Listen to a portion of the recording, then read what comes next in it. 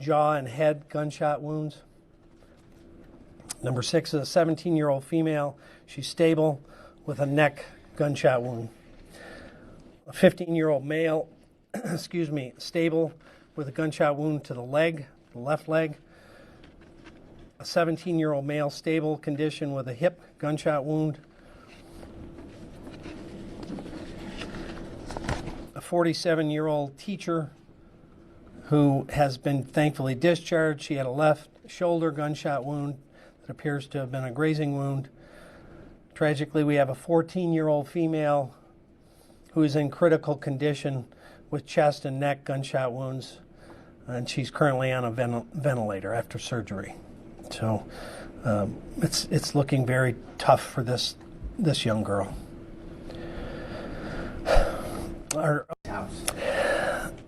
don't think they've done an inventory of that. The search warrant was executed at the suspect's home. I know that we have seized a phone, and we're in the process of examining whatever was seized. Were there any threats made by this young man prior to the incident that led that maybe this would happen? There was nothing that came to us about prior concerns or threats. And that's part of the investigation, that we have hundreds of people working. Is this his first year attending Oxford High? Did he go to a different school before? I know kids were out due to COVID last year. He's a sophomore. I honestly don't have the answer whether he was there as a freshman. We can try to run that down for you. Did the suspect surrender to officers as they approached him, or how did they apprehend him? As they were coming down the hall, they saw him, and he put his hands up, and they took a gun and took him into custody. Did he say anything? No. Do you have any indication why the father bought a gun 4 days ago? As I said, they're not talking to us. Sheriff, you mentioned a social media post. There appears to be one that we've seen that appears to come from the suspect with a picture of a gun posted. Can you tell us about that at all?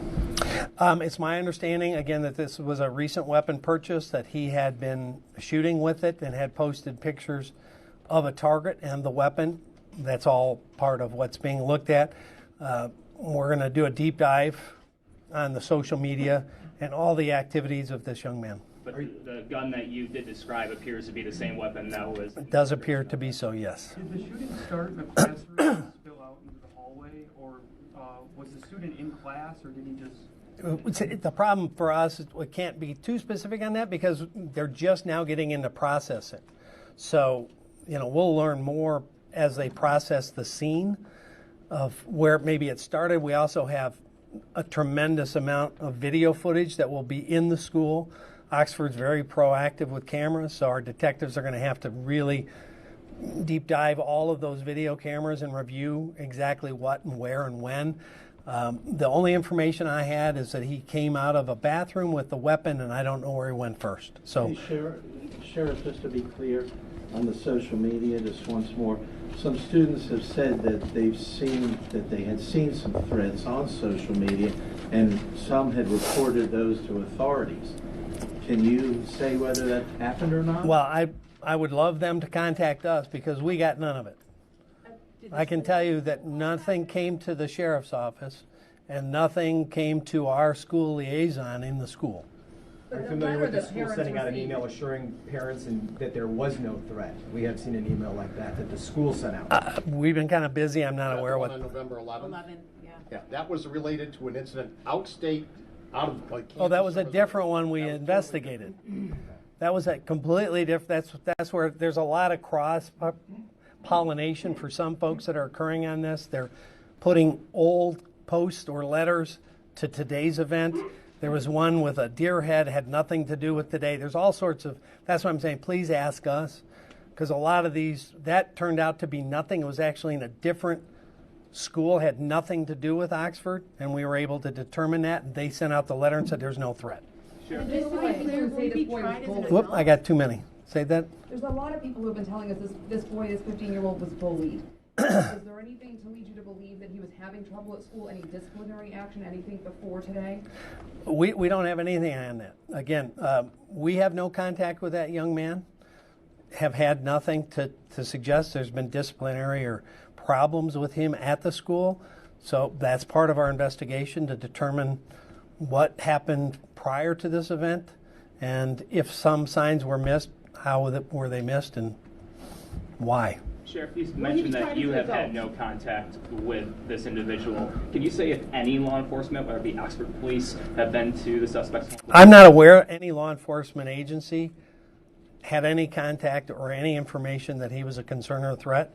We have not been told that by any agency. Now, social media says different things, but that's part of the investigation. At this juncture, has the department or any other authorities received any credible tips in terms of motive or possible warning signs? Nothing at the moment, no. And he hasn't spoken, and obviously that's the best place to get motive. But he is under a lawyer with his parents' refusal to allow him to talk to us. What about the victims? Were they targeted? The charging decision, so I'll back up a little bit. Once we complete the totality of our investigation and wrap up every loose end, that will be presented to the prosecutor for charging determination. Sheriff, what about the victims? Were they targeted? Was it just totally random? That will be part of the investigation. Again, we don't know where he went first or why. He didn't tell us, and so we're going to have hundreds and hundreds of hours reviewing the videos of the school to look at his movements, to see if there's any pattern to it or if there's any past history to it. That's all stuff we've got to look into. You mentioned he came out of a bathroom? There are no metal detectors. Sorry? You mentioned he came out of a bathroom? He came out? I believe he didn't come out firing. He came out with a handgun. Was that seen on surveillance video? Or Yes. Someone, okay. Was the suspect trying to get into classrooms where students are barricaded by pretending to be an officer? We're told that that's the case. We've obviously got literally thousands of interviews to do. They were in lockdown. That goes to the training. The school district had been trained. The students and teachers had been trained. Going in a lockdown and how you go into lockdown is critically important. One of the things that we brought back to our agency after I got a very detailed debrief on Parkland was what you call the safe portion of a classroom when they're in lockdown that can't be seen. And those kinds of things were all stuff that we taught different school districts. They went into lockdown. I know they barricaded doors. In terms of whether he was doing that, that will be part of what we have to investigate. How brave were those students? Well, I think everybody was brave in this situation, and they reacted with the training and with the wherewithal that I think saved lives. Tragically, we've had lost lives and we had people very seriously hurt. But again, had there not been intervention by our deputies with 7 rounds in the weapon and the students and teachers locking themselves down and barricading doors, we might be, if it's possible, in a worse situation. Do we expect the arraignment as early as tomorrow? It's hard to say. We've got to get enough of the basics done before the prosecutor can make an informed charging decision. What are the chances the parents could face any charges? That will all be up to the prosecutor. Ultimately, we're going to present everything, how it played out, and whatever applicable thing I presume they'll charge, we certainly want it charged. Do you have an anticipated timeline for when the investigation might be complete? I can't even guess. I don't know what they're going to find in the school. I mean, it's going to take a tremendous amount of work to go through the school evidentiary, our forensic, and our crime lab, and it's going to take hundreds of hours to go through videos, and then we have to individually interview everyone that was in the school. So you can kind of see the Herculean task that is ahead to get it done right. What is important for the students and the families to do going forward? Because this is traumatic for all of them. What do you want families and students to be focusing on and doing as they're not in school and trying to process what just happened? Well, first, reach out for support. If you are in that school or you're feeling trauma, or if you're feeling any kind of depression or anxiety, that's nothing to be ashamed of. It's normal. Ask for help. We've got chaplains available. We have access to counseling and psychiatric assistance.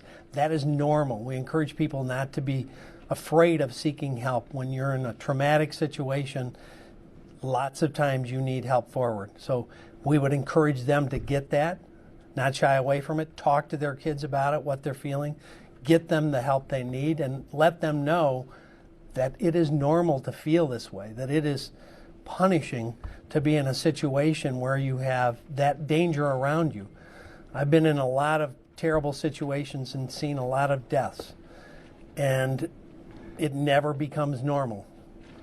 And if you've never been around it, it's even worse. So that would be my first thing to family and friends. Get help. Don't be afraid to ask. Secondly, again, be aware. If you see something, say something. If you're in any other school or this school, that is our best preventive method, is to share information so that we can send somebody out, even if it sounds implausible. I was mentioning a previous case. One of the cases we interrupted was a 6-year-old that had talked about shooting somebody at school, and another 6-year-old heard it and told their parents. The parents didn't dismiss it and told the school. The school didn't dismiss it and called us. We had deputies that stopped that 6-year-old on the way into a school with a gun.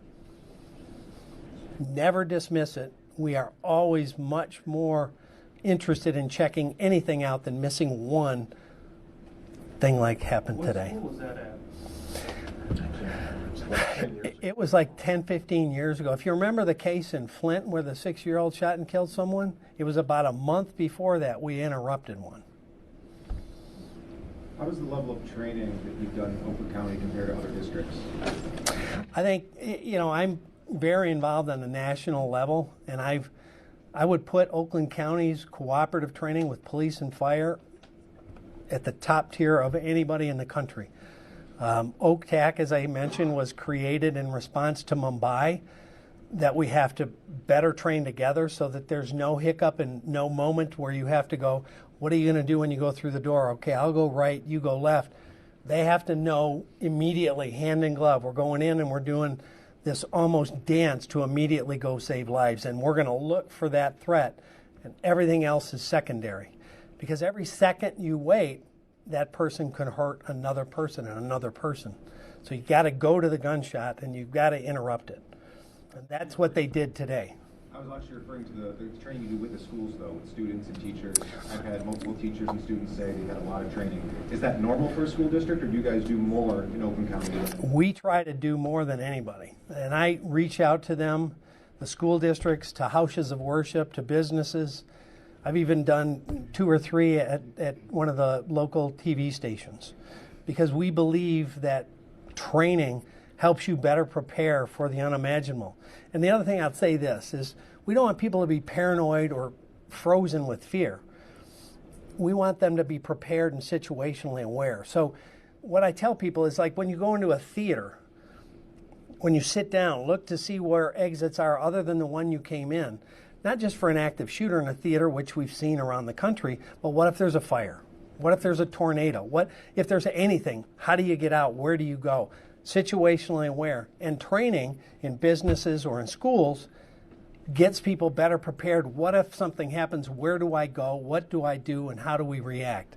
How do you barricade a door? Is this the best room to go to? If you're a teacher with kindergartners, you probably can't run. If you're a teacher on a ground floor with an outside exit and you've got teenagers, running is probably the best thing, because we teach run, hide, fight. If you can get away from it, get away from it. If you can't, shelter in place, protect yourself. If they breach that area, you've got to fight to defend yourself. We teach that constantly, and we offer that constantly and year round. And to my training unit, I'll say, well done.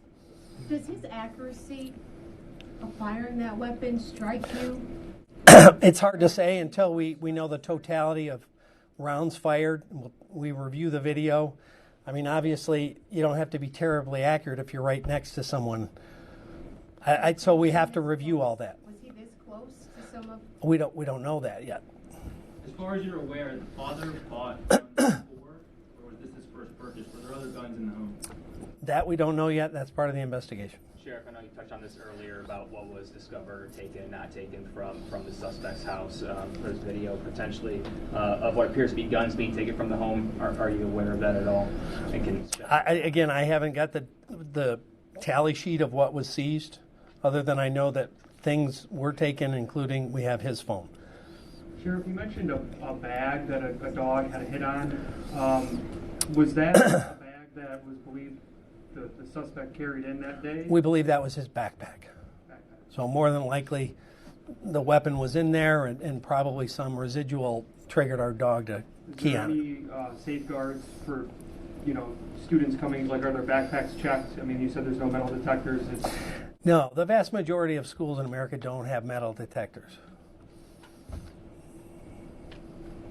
Can we hear from perhaps the representative from McLaren who are able to talk about any of the patients and their injuries without, I think the sheriff did a very good job of describing all the injuries that. You want to come over here? The mics are here. We had 6 patients that came between the 2 McLaren facilities. McLaren Oakland received 4. 2 were they're stable at this time. 1 was discharged home and 1 is critical condition. The 2 that we received at Lapeer, it was, as the sheriff described, a shoulder injury, extremity injury that was discharged safely home, and the 14-year-old has been transferred to Hurley PICU for further management and care in a pediatric intensive care. Dr. Gardner, can you spell your name for us? TRESSAGARDNER. The sheriff has talked a lot about his training. Is this what your team also trains for? Exactly. We're in a partnership together. The quick notification from the sheriff's department initiated the activation of our trauma team. It's a whole cascade for the hospital. We established our incident command. We shut surgeries down, opened up our OR suites, called in our backup surgical teams, activated our ICU, as well as additional nursing staffing. Yes, sir. Dr. Gardner, based on where we are with COVID, did that and how many hospital beds are being taken up play a role into this at all? Did not play a role today. We had, as the spirit of our team at McLaren, the nursing team, the tech team, the physician team, everybody was calling in as an incident command.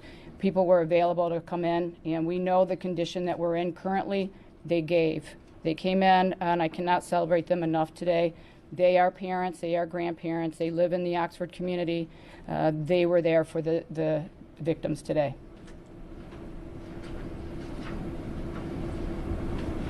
Anything else anyone would like to share that we haven't already asked? We obviously appreciate your time. Any leads on a motive? Yeah, we as I said, the person that's got the most insight of the motive is not talking. So if we find anything in any of the evidence that we've seized, whether it be a phone dump or any evidence that was seized from the home, obviously that leads towards motive, that will be something we're very much looking for, since we're not getting. So to clarify, you guys have hid the suspect's phone and you're searching it for evidence. Yeah, we have a search warrant for both the home and evidence related to this, and certainly that's going to be deep dive our computer crimes unit. The luxury that we have is we have some amazing talent in-house, our computer crimes unit, our forensics, our crime lab. So many different folks are trained and stepped up right now. Can I add just one thing? Yeah. Sure, if you don't mind. Yes. Thank you. Dave Coulter, Oakland County Executive. First of all, I just want to, I want to say that the residents of this county and this state can be proud of the job that our first responders, starting with our Sheriff's Department, did today. The work that they did was outstanding. And I can't congratulate them and thank them enough on a really, really difficult day. Today, 3 precious teenagers have been taken from us, and another 7 students and a teacher were wounded. But in a larger sense, there are no unwounded students or staff today. Everybody in the Oxford community, the Oakland County, and frankly the United States has been impacted by this tragedy. Tragedies like this rip away at our security, and a security and a peace that should be rightfully ours in a place like a school. So tonight, I want to first of all say we mourn the senseless loss of life that happened in our county today, the heartbreaking trauma for the 11 families who have been directly affected, and the all too common grief that we've experienced that has befallen our country and right here in Oakland County. I do want to add that the suspect is in Children's Village. For those of you who don't know, that's our juvenile detention facility, so that's separate from the jail. It's actually under Health and Human Services. He's on a suicide watch tonight, so we're checking on him every 15 minutes in a special cell to make sure that there's no self-injury to him. We've operated our emergency operations center all day in support of the lead department, which is the Sheriff's Department, but we've had people from the Health Department, the Michigan State Police, Public Information, ISD, Oakland County Schools. One of the things they've done is help to coordinate what's really going to be a massive effort of offering grief counseling to the students, because there are so many students there and there's only so many grief counselors available, so they've been doing a great job of coordinating those folks as well. So I just, this was a partnership effort on a very tragic and sad day in Oakland County, and our hearts obviously go out to the families, but I want to make sure I also recognize and thank the sheriff and his team for just an absolutely outstanding job today. Thank you. Can I just say one thing? Sure. Hi, everyone. Representative Alyssa Slotkin. I represent Oxford, Northern Oakland County, along with other areas in the state. And it's just obviously a deeply dark day in Michigan's history. The trend that we've seen all over the country has come to us. We had all hoped that it would not. And it has a special meaning because it's kids. And we all know what it's like to have kids, and we know that it's absolutely a nightmare for those parents who lost children and for all the parents who were fearing for their kids. You heard about 100 911 calls. Those were obviously students and teachers from inside those rooms, terrified, calling our first responders. I think people have asked, what can they do? Reach out to anyone you know in the Oxford area, in the Lake Orion area. Just show that basic human compassion by reaching out. People need to hear from others right now. And we know that whatever the circumstances end up being with this young man, that this just highlights the deep need for mental health services that we have in our schools and across the country. And one of the things that, sadly, I was doing when I was flying back was hearing from all the other members of Congress who have had school shootings in their districts, including Parkland, talking about what we can do to get more resources, what we can do from a federal level. And we're looking into COVID money and whether some of that money that's stuck at the state can be brought in to help with mental health services. If you want to take anything from today's events, I will just say that the law enforcement and first responders, this is not every county that can do what happened today. As someone who worked at the Pentagon and at the CIA, who served in Iraq, this is not every community that can do this.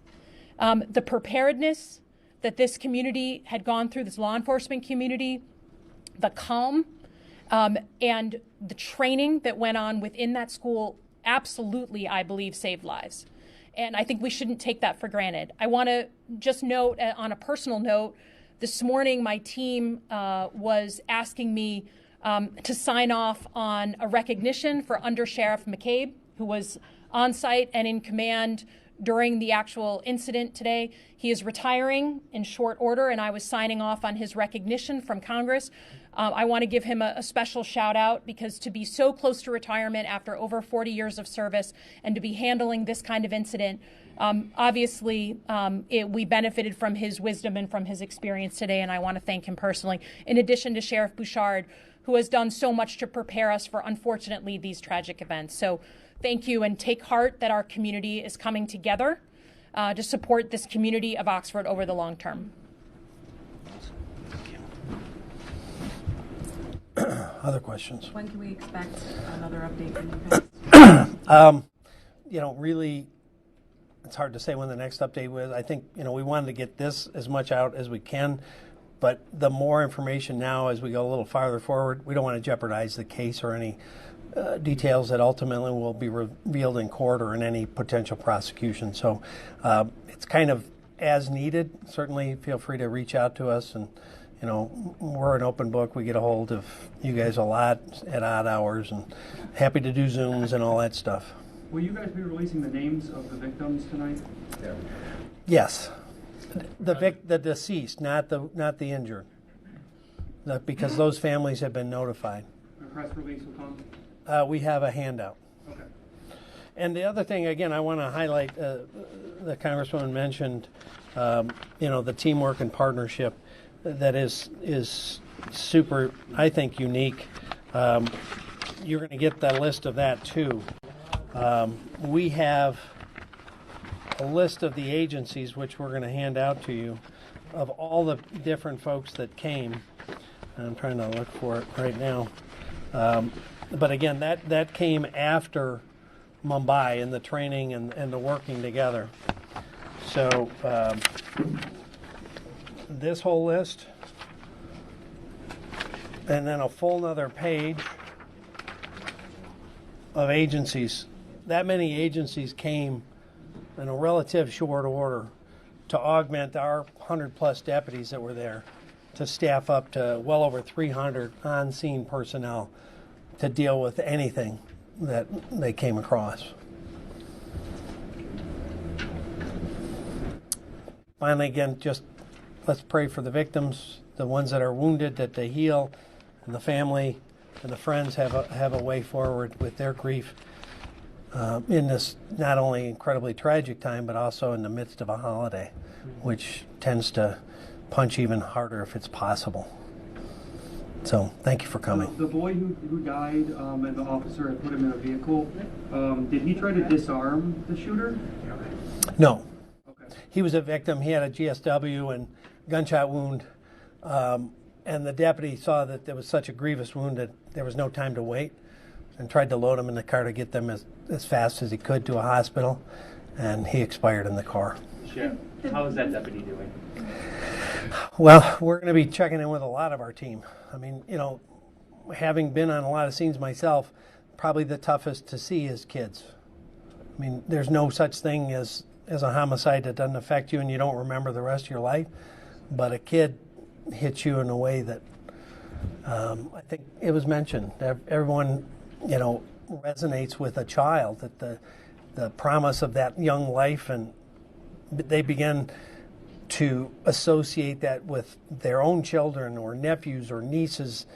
And that's one of the challenges, that when we're operating in one of these moments, that we have to block that out and function. But afterwards, that's going to come flooding in. And they're going to wake up or not go to sleep tonight because of that thought. And we're going to make sure that they get what they need. Is Tate Meyer number 42 on the football teams? I don't know. No. I don't know. Thank you. Thanks, Sheriff. Thank you.